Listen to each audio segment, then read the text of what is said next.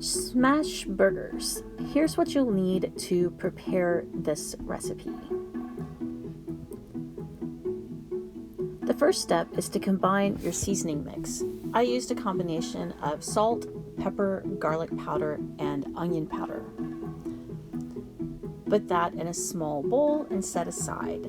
And then divide your beef into equal portions. You want them in very loosely formed balls because you don't want to overwork the meat too much. Season it with your spice mixture on all sides.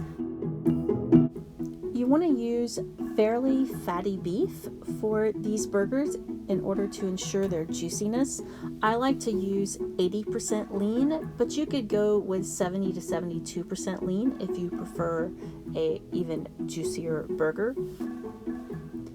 Heat a large cast iron skillet over medium-high heat, and once it is hot, add your beef, let it cook for just a few seconds, and then cover it with a sheet of foil or parchment paper and press it down using a heavy skillet or a brick, or you could use a sturdy metal spatula, but the idea is to smash that burger so that it is flat.